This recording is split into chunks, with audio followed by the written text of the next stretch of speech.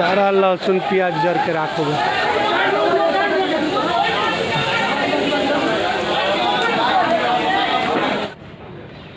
नमस्कार प्रणाम, हम बिट्टू बाबू उर्फ पीवी ब्रदर लोगों के स्वागत बा हमारा न्यू ब्लॉग में। आज के ब्लॉग रात में वो बहुत ही बड़ा घटना घटल रही है, बहुत ही बड़ा जरा बोलल जाला। उलागढ़ मंडी में जहाँ की लगभग 30-35 लाख के नुकसान भइलटे। आग लग रही है पूरा प्याज के गोडाउन में। लहसुन रखल रहुए, आदि रखल रहुए, प्याज रखल रहुए इत्यादि बहुत सारा। ओकरा में नगद कैश भी जरल बाटे बहुत सारा। तो देखनी है लोग, देखलाओ तनी वीडियो कितना मतलब बुरी तरीक़ा से जलत अटे कि मतलब इतना जल्दी जल के राख हुए ने कि जब तक कबल जला बुतावे वाला ना बोला लोग, उन लोग के फ़ोन कल गए, उन लोगों के आवे से पहले जरूर के सब चीज़ राखो। और उन लोग से बतलाओ तनी कि आज मंडी के हालत बहुत बुरा बाटे। गरीब आदमी सब लोग बर्बाद हो गए बाटे। सबके पूंजी नगद जे भी बेचले हुए महीना 2 महीना के सबके जर के राख हो गई बाटे। बहुत ही दुखदायक घटना हो रही रात के।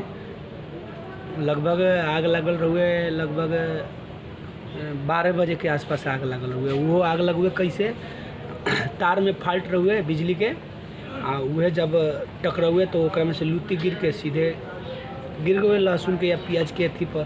प्याज के छिलका जानबे करनी कितना सूखल वाला, धड़ से न धर ले, थोड़ा सा धर ले, बस मैं धर ले, धरते धरते पूरा लहक गए। जब तक ले आदमी कितना आदमी पानी मारी, बहुत आदमी पानी मारत रहूँ।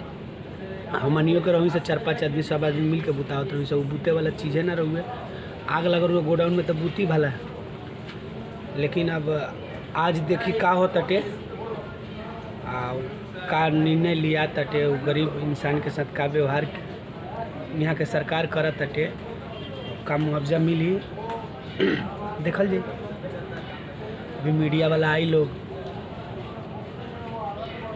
अपन प्रतिक्रिया दी लो, तो जैसे जैसे काका होई तो हम लोगों के पास शेयर करें। और लोग बनल रही हमारा ब्लॉग में।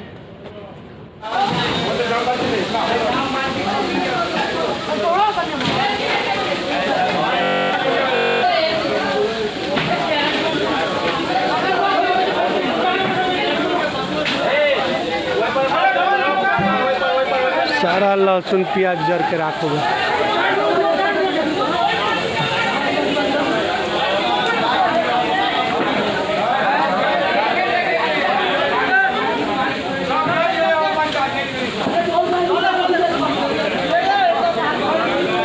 बुता आइल बाटे। अब थोड़ा सा और पानी मारा सके।